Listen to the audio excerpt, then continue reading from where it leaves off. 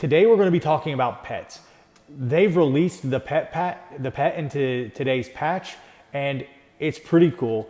They have a nice big house in your manor called the Spiritual Binab, and in here it's a little different than the spoilers we got yesterday in the fact that you can see how they level up and what it's going to look like as they level.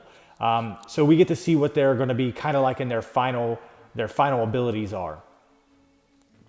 So we're going to jump right into this, and on the video at the end, toward the end here, I'm actually going to choose my pet so everybody can see what I decided to go with, and I'll explain why I decided that pet.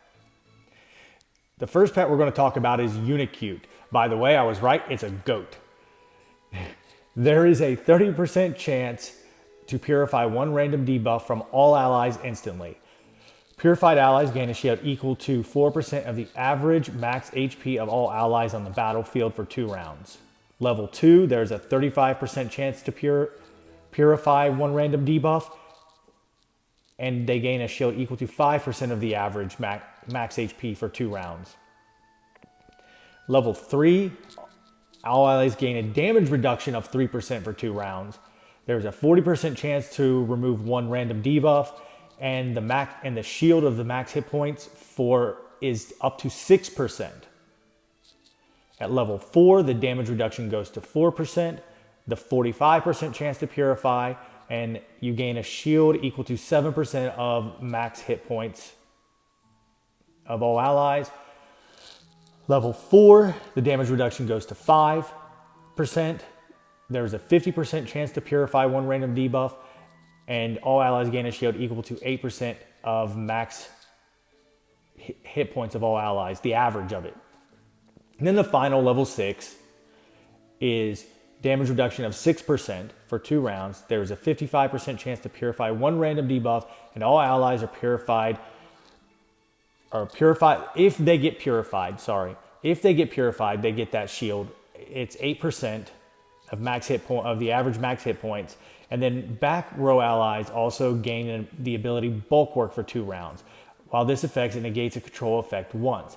What that means is, say a control effect takes hold, and it's going to negate it the one time.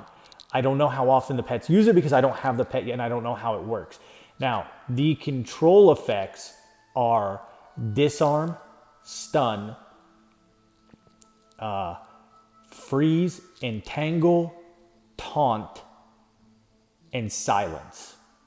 I might be missing one, but I communicated with, asked some questions, and those were the ones that I got. There are 6 debuffs in the game, and that's pretty useful because as you go forward in the game, this pet actually might be very good, because where I'm at now, if they hit you with one of these debuffs, it really hurts. It's like if they hit you with a poison or a burn, it does a lot of damage. You just watch your heroes just like drop.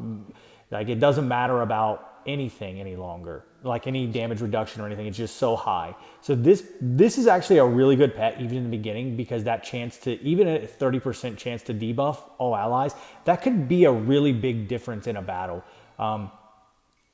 So far, this is one of my top choices for early pets. The next pet we're going to talk about is Azure Angel. It deals damage equal to 50% of average attack of all allies in the battle to all enemies. So it's going to take all your attack power and it's going to average it, and then it's going to deal 50% of that to the enemies for level 1, 60% for level 2, 65% for level 3, but then at level 3 you now get a 20% chance to weaken the enemies until the end of the battle. Level 4, it's 75% attack damage, and the chance to weaken remains at 20%, but it's now 4% for the entire battle. At level 5, it's 85% damage and 5% weaken. Level 6, it's 100% damage, 7% weaken, and if the target's hit points is above 50%, they're also going to get an additional debuff of 2% if the weaken effect takes hold.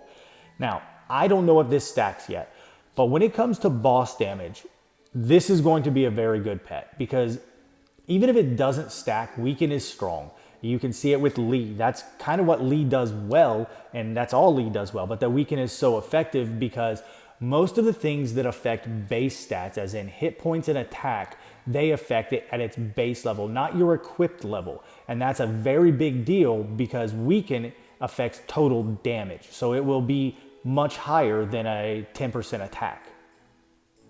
And if it can go off more than once and stack, then it's even more useful. Next up is Fairy Fungus. 30% chance to silence back row enemies for 2 rounds. It would be better if it was front row enemies. The 30% chance is still pretty low, but it's not bad. It would be better if it was front because front you get like those little mermaids that silence you, which cause all kinds of problems. But it is what it is. At level 2, there's a 35% chance. At level 3, there's a 40% chance, and it reduces healing by 10%.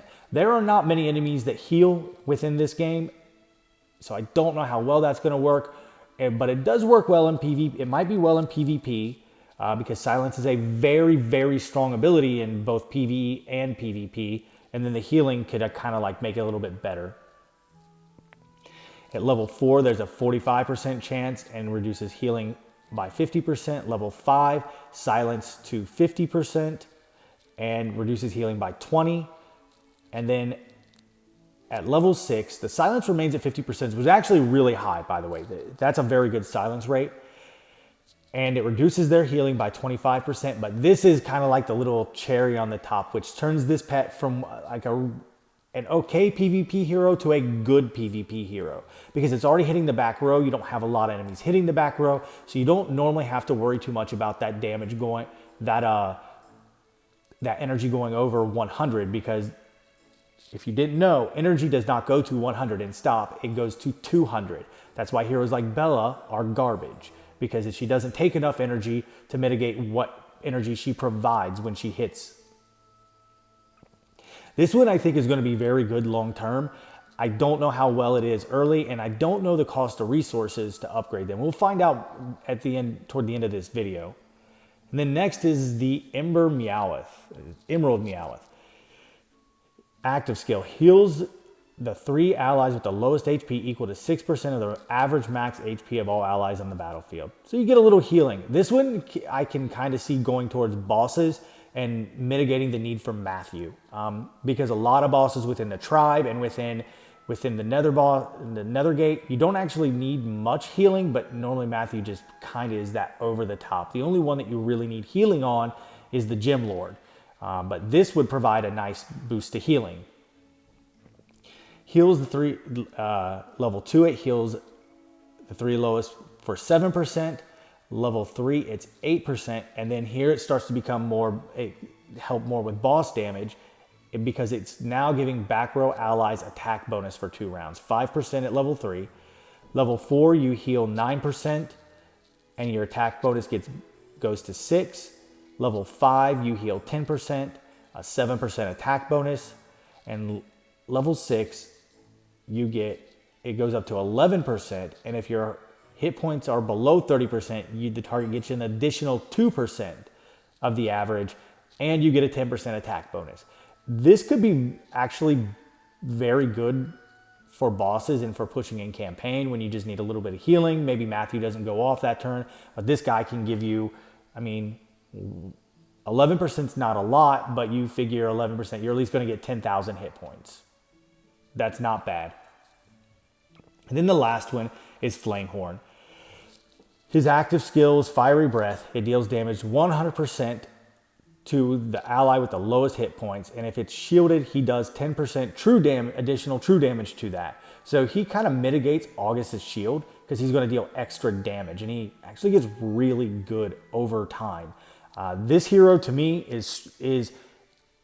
I'm sure he can be used in PvE, but he sounds nothing more than a PvP pet to me. And a very good one at that. Deal damage equal to, in level 2, he deals 115 damage to all enemies. And if it's shielded, it does 15% true damage. Level 3, 130% of the average attack to the enemy with the lowest. If it's shielded, it does 20% true damage. And before damage inflicts, it it hits with this debuff called isolation.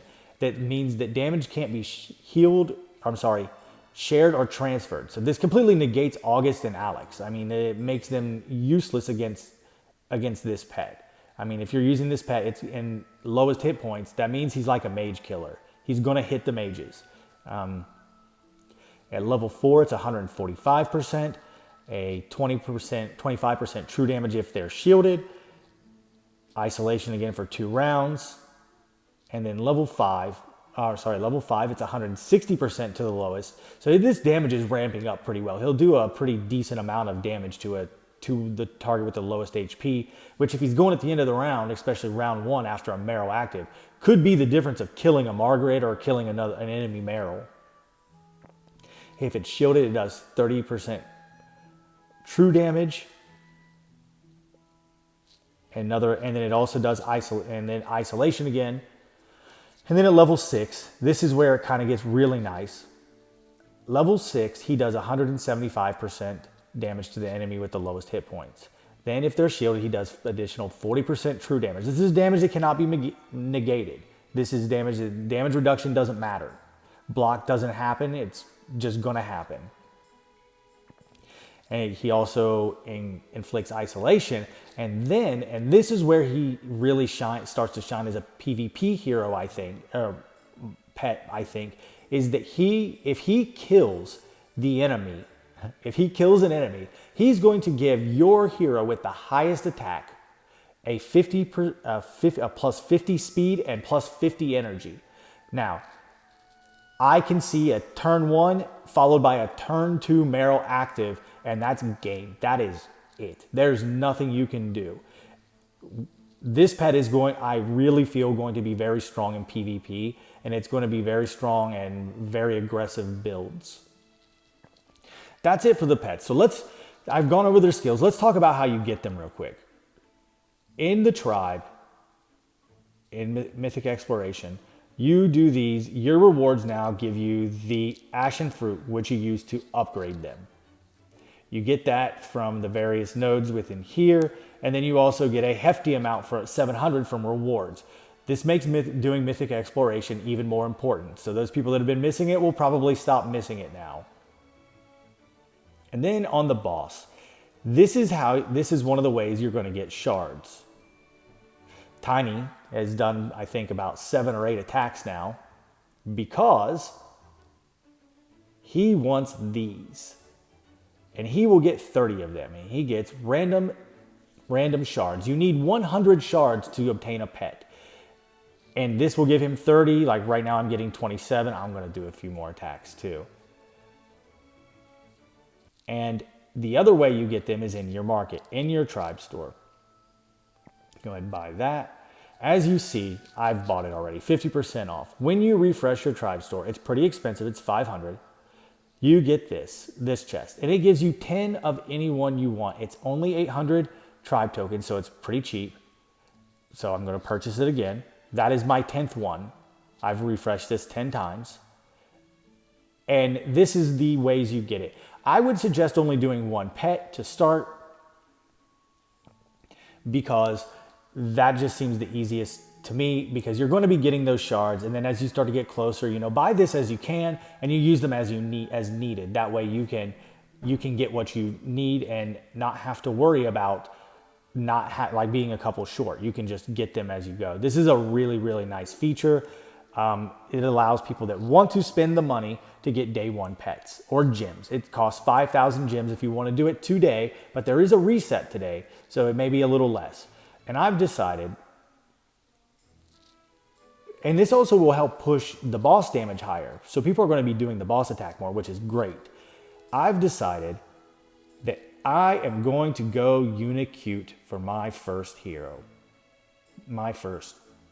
Because though I think the dragon will ultimately be better in PvP, which I'm more of a PvP player, I prefer PvP, Unicute will work in PvP also because he can remove a Margaret debuff. But he's probably going to help me push in campaign because right now I'm getting poisoned or I'm burned. And that really is killing my heroes. So Unicute will be my first hero, and then my next one will be the dragon. Okay, Let's see here. And then you go back here to this, and you can activate Unicute. Before I activate this, I want to see, we'll just do you, attack 46. I want to see what it's going to increase by. 46, it says it's +3 to see how the stats work. Activate. 46. All right. And it's a base increase, so whatever they are, it increases it that much. Now I'm just going to go there because I want to show what it costs to upgrade them. All right, it's pretty expensive to upgrade them. To do one level, it's costing 80, and the gold isn't too bad. Not right now anyway. Let's go ahead and, oh, so it's 80, then 88. So it's going up 8 each time. So it's probably going to be pretty expensive, and I don't know when the next level unlocks. It might be a few days before I find that out. But I wanted the chance to purify. Let's just go in and see a battle.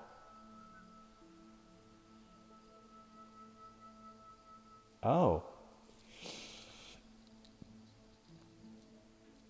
Well, it's looking like you can use multiple pets too. This is going to create a lot of depth to the game. I'm not going to win this. This is all RNG based. I just want to see how it upgrades. So every attack.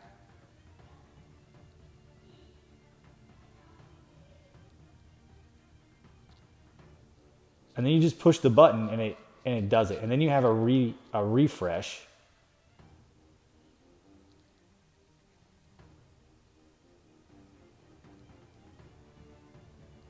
Nope, it automatically does it as it goes.